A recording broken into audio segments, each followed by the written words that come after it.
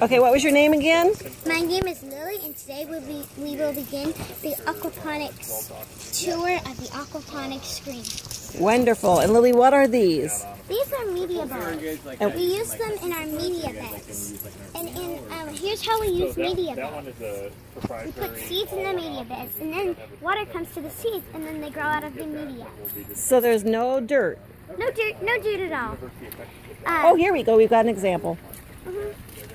See this white stuff? This is only tied to Mrs. Earth, and these are strawberries. And how does it grow? What makes it grow in there? Do you put fertilizer in it? I'll show you that in a minute. Okay. This is rosemary. More strawberries. And then, this is the answer to your question.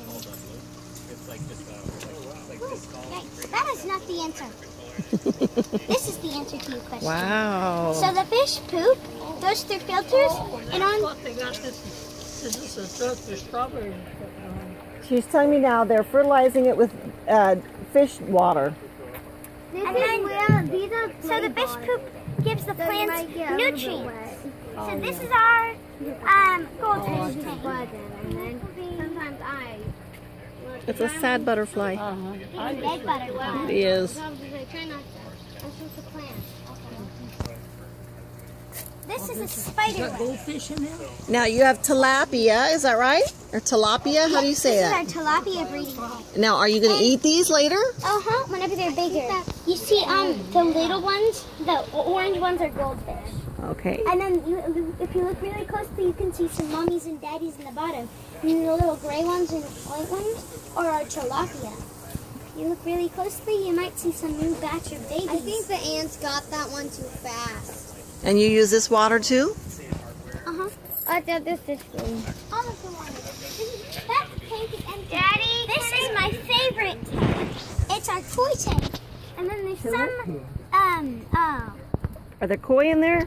yeah, and then there's the big ones in the bottom. Those are just some tilapia. Oh, you have lots of baby koi, don't you? They're not baby koi. Those are our regular size koi.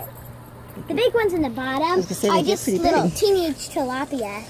Okay. We had last season. Now, do you keep the koi in here, or are you going to have a koi pond outside somewhere? I think we're going to keep the koi in here. So we use all of them. Now, what is the string for up there in the ceiling?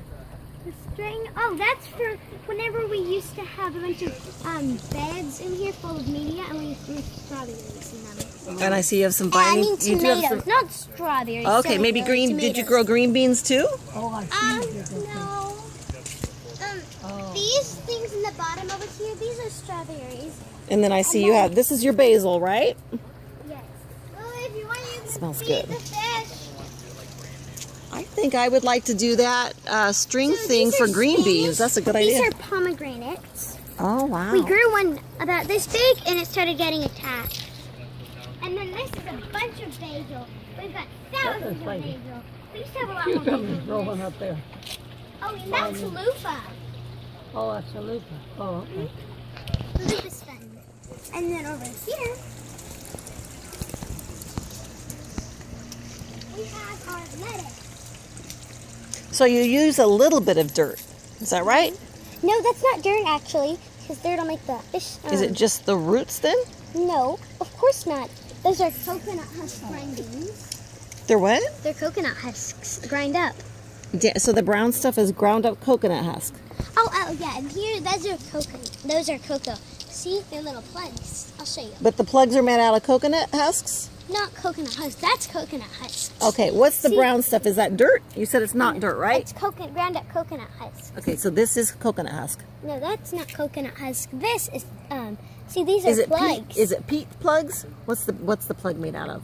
I don't remember exactly. So do you buy them like that, and then you put your seed in it? We buy thousands at a time or something. And you put a seed in it?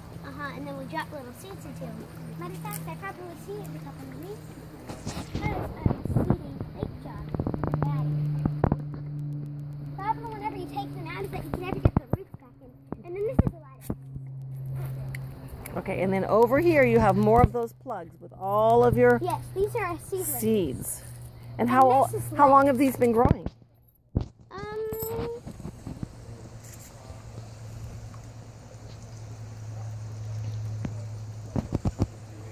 Well, I think we planted just about that one. So that's this is Rex lettuce. I think we planted them on 7/23, okay. 16. And so that's probably about how old they are. Excuse me. And Now, then over here, is this the first year you've been doing aquaponics? Oh no, this is like maybe our second year. Okay. Yeah, because we've been doing aquaponics for quite a while. Matter of fact, before we even moved here, we had a little teeny aquaponic system where we were growing strawberries. Except for we did not have PVC, or instead we used these little air thingies, and they got plugged up with stuff, and soon enough we just had to quit it. Also, whenever we still lived there, my mom had these raised bed gardens, and she loved them.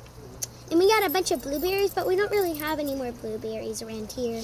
Now, I see you're growing some things over here in tubes. Oh, yes. Now, why do you use the tubes sometimes, and why do you use these floating styrofoam sometimes? We just started this a couple days ago, actually. So I'm going to look at this. Now, does this have plug in it too?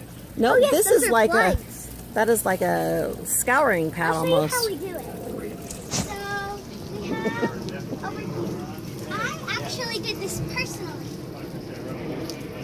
These things, we lay them out on the table, and then we have this material, and we lay it on half of it, and then we lay it on half of it. We put 4 seeds, we put 4 of those plugs down, fold it over, Captain Hook. So my dad has this really cool hook that's like steel, and then it has like a hook on it. He takes it. The plant, my sister had to carry it, squeeze it together, that way none of the seedlings fall out, and we hold it like this, and then we slide it into this, and Captain Hook pulls us along our journey. And he pulls it, and then we put another one in. And then they grow vertically, which saves us a lot more space. So we have water running down here, flows down at the bottom, down to that tank, recycles. Okay, so it flows down into there and all the way down to here into this tank, and then you have a little pump in this that picks it back up and takes it back up to the top and drops it back down into the tubes. So, but it's the fish fertilized water, right? No, this is regular water, I think. Oh. But he'll put the fertilizer in it. He's gonna hook it. I think we're thinking about doing strawberries do better with hydroponics. Yeah, the FDA is. So he's thinking about doing. But don't you have to put some kind of fertilizer in it? Huh? Okay, hydroponics versus aquaponics. Aquaponics, it uses the fish poop into and the water. Hydroponics uses chemicals. You put the chemicals. That's all chemicals. So you would put the chemicals down in here, and it would cycle through. Okay, now why do you think strawberries do better with that? Well, because you can tell them when to bloom and you can control them. With whatever kind of fertilizer that you're using. You can't control them with the fish. So there's advantages on both sides. Oh, so wouldn't you just use like an ever-bearing strawberry if you can't control it? Well, but if you want different kinds, sometimes it'll just do foliage. You won't do your boost to your flower. Lots of nitrogen. So you can play with the chemicals. A little bit more. Water with tomatoes and strawberries. Both of those kind of tend to want to be more chemical. Yeah. Okay. Okay. But I think the one plan we're thinking about doing is using the fish and then boost with the fertilizer. Boost it to the strawberries, and then it goes out. It doesn't go back into the system. It doesn't go out. What doesn't go out? The water. Oh. You have them growing with aquaponics, and then when you want to chemically boost them, you can move them. And then what would you do with the water? You water other plants. Oh, okay. But it's already, Oh, so that way you're not over-fertilizing them by having it go back into them. Is that what you mean? No, it can go back into them, but once you have to change it, take it out of the fish water. That way you can say it's still aquaponics. Okay. You still get it, but then when you need to boost it and you need to tell it, hey, you need to start blooming, I need to add this. So can you take a strawberry that you've grown in aquaponics and you can take that plug and then put it in one of these and have it vertical? He starts them over here that way, right? And then puts them in there. I dug these out of the dirt. So how does he do? She was telling me about plugs. So is he taking these plugs from over here and putting the plugs in here? In there. And Captain Hook takes him on a journey, she said. Yeah, that is true.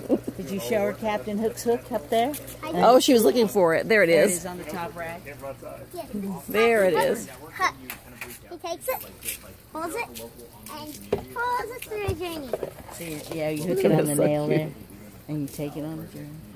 Hook it on the nail. She's a good. Then you carry it over, you start it for Captain Hook, and he pulls you through the rest of the journey. So we pull our journey, and it's really hard to pull. My dad let me try it. I couldn't get very far. I couldn't even move it an inch. Captain Hook needs to take his journey before he can leave it.